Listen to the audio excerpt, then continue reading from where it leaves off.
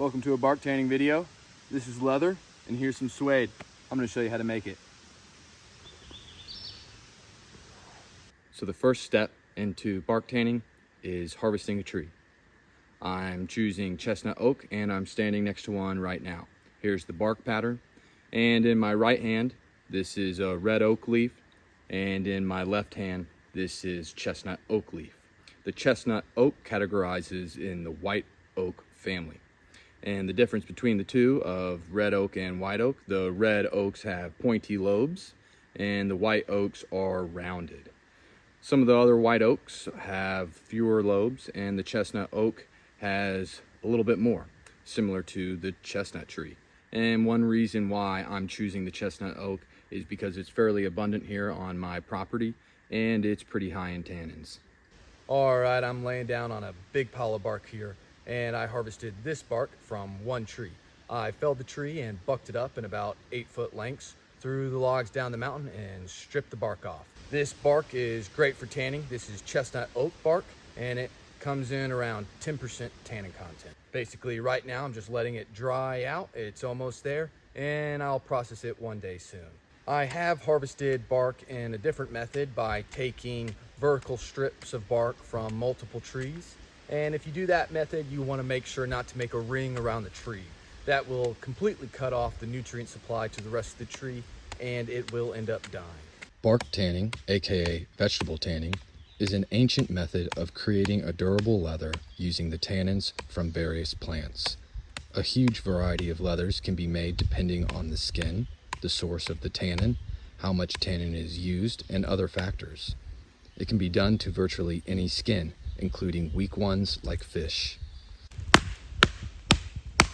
You can see how much tougher that is attacking it from the bark side. And we flip it over,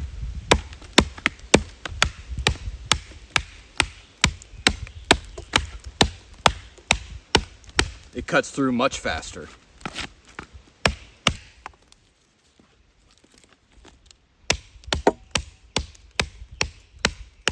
The smaller pieces you can make with the bark, the finer you get that material, the more tannins will be extracted out of it. It's a surface area thing.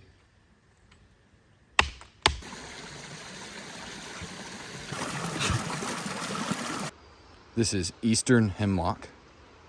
Here are the needles of the tree. Check this out. I'm here deep and further into the woods. This is an eastern hemlock tree, native to the Appalachian Mountains. I'm gonna use this bark to tan my hides. And the thing I like about this hemlock tree, it gives a reddish hue to the hides. As you can see right here, there's a little bit of red in there. That's what you're looking for. Thank you, grandfather.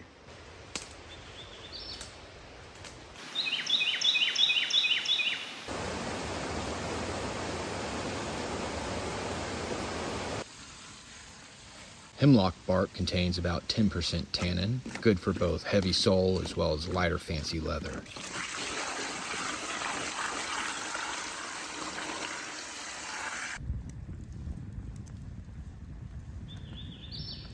I think I was a little late on the harvest of the hemlock. Usually it's a lot more red, the hue and the color it gives off. However, this case it was not. It was very close as far as color goes to the chestnut oak. So I'm like, you know, I'll have more times to do that red hemlock color. So I went ahead and combined both of them to make one big batch here. I already have a fire started.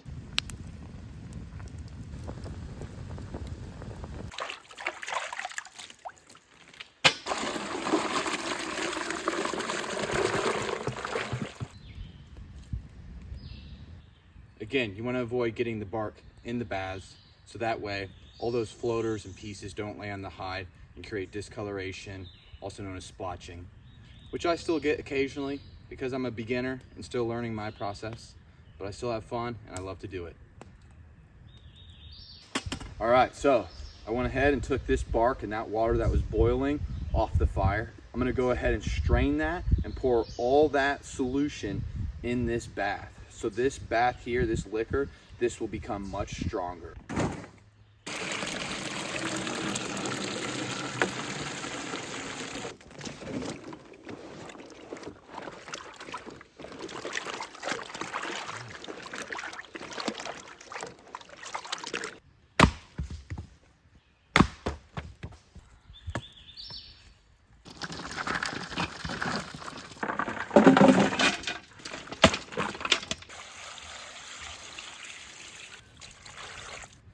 we go. Now we'll let this second batch cook up.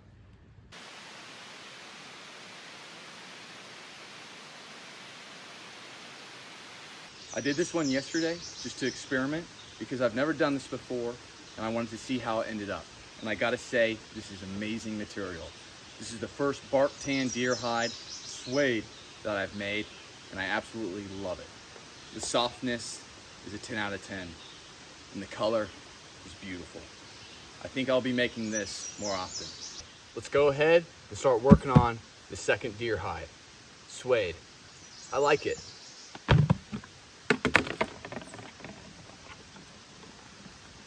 Okay, you can see how saturated this is. It's wet and it's oily. As I'm working it on the post and it's drying, the oils that are still in the hide, I want it to absorb into the fibers. So some light scudding to the post. We'll see how this one ends up.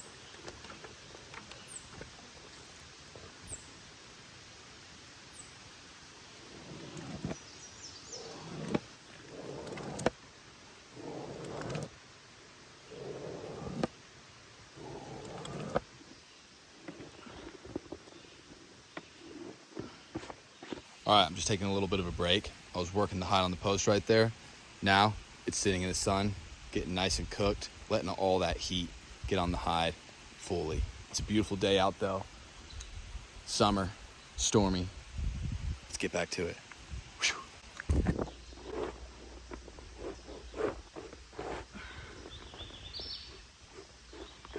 Here's the bath that I have my last deer hide in.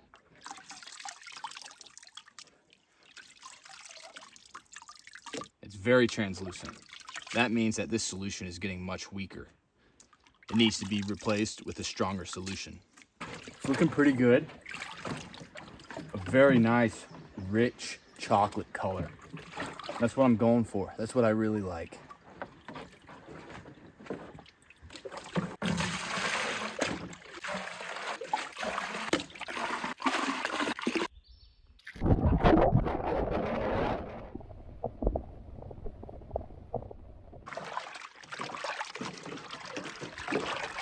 This is looking really nice and I'm happy with how it's turning out. The tannins of this hide are a mix between chestnut oak and hemlock. Chestnut oak is classified as a white oak and its tannin content is around 10 to 12%. It's highly desirable for tanners. The bark solution or liquor that it makes has acid forming sugars that can sometimes create some foaming. So there are two types of tannins, catechol and pyrgalols. The tannins found in this chestnut oak bath are called pyrgalols, and the pyrgalols offer a lot more of an improved stability and resistance to water. This is good in my case because this hide will be used for making a backpack. I'll need some more, but I'll set this one aside until I get those. Okay, so what I'm doing right here is scudding the hide. Basically, you take the hide out of your bark solution while it's tanning. You bring it over to your fleshing beam and you do some scudding. Scudding is the process of removing any moisture inside the hide. So that way, when it goes back in your bark solution, it can absorb more tannins. This speeds up the process.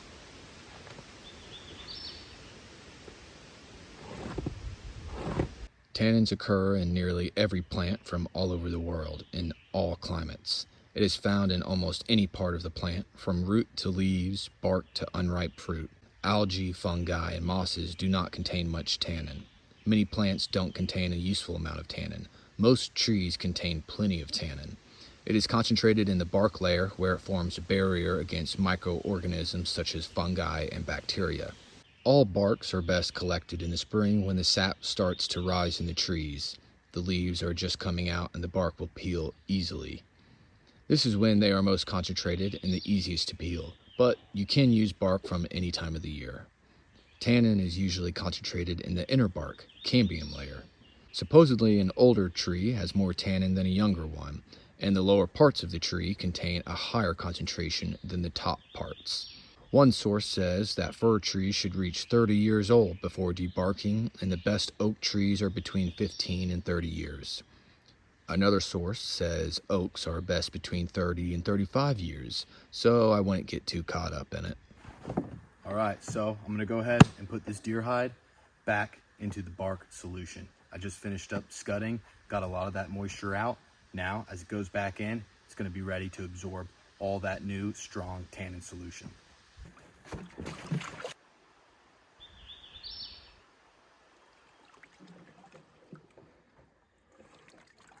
How much bark should you use to tan a hide? It really depends on the quality of your source. It takes usually about twice the weight of the hide in bark to affect a good tan. All right, I took my deer hide out of the bark bath. It's fully tanned through. I checked it the other day and it's looking good. I'm gonna go ahead and keep this bark bath sitting here. It's a little on the weak side, so it's perfect for starting a new hide.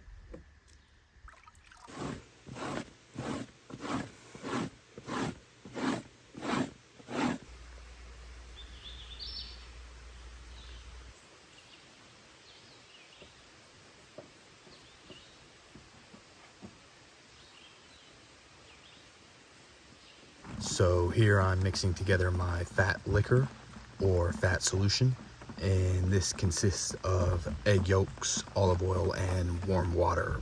I'll take my deer hide and let it soak in this for at least 30 minutes before softening it on the post.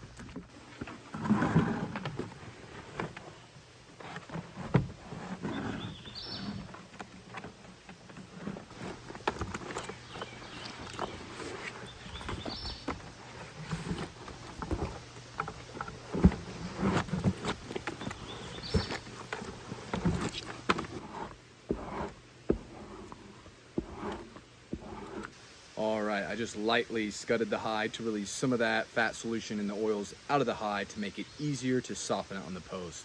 However, I kept the majority of it in here because as this hide dries throughout the day and the heat increases, I want those oils to be absorbed back into the fibers.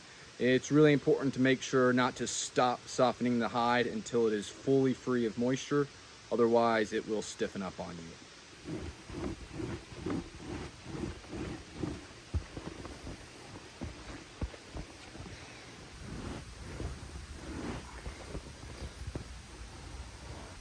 Okay, wow, well, this is really dry. It doesn't seem like it because it's so dark, but the inside and the outside feels really dry. I'm gonna work it for another 30 minutes or so and see if any more moisture leaves. But other than that, I'm really happy with how this is turning out. The dark brown is absolutely beautiful. I'm not really sure what's the reason behind that, why that's causing it to stay so dark. I've had some deer hides that I've done and they've ended up a little bit lighter. Maybe it was mixing the chestnut oak bark with the hemlock bark. Those two types of tannins got married together and created this color. No clue. I'm not an expert tanner. I'm once in a while type of guy. So yeah, really excited for this. I'm gonna work it a little bit more and get it soft. I want it as soft as those suedes. Those look good back there. I got a little stack. So there you go. You got leather and suede.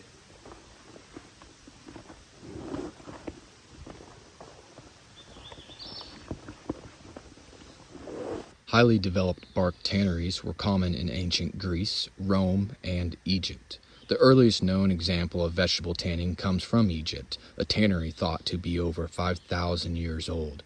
Bark tan leathers were an important tool in the development of civilization, providing an immensely strong and durable material that was pliable, a very unique and useful combination. Bark tanning continued to be an important and basic trade throughout Europe, North Africa, the Middle East, and India until the late 1800s, when cheap modern chemical chrome tanning methods came into widespread use for softer grain leathers, and rubbers and plastics started to replace denser leather for many uses. So the larger suede hide came out really nice. I like this stuff because it's lightweight and it seems breathable. It'll make a nice pair of running shorts. The smaller one here is ultra soft. Crazy. All right, that concludes the bark tanning video. Making leather and suede. I really appreciate everyone watching. If you want to help me out, a good zero-cost way to support my work is subscribing to the YouTube channel. Super easy to do, no pressure. Basically, that's my rundown and the process of making leather. Hope you guys enjoyed this one. See you on the next one.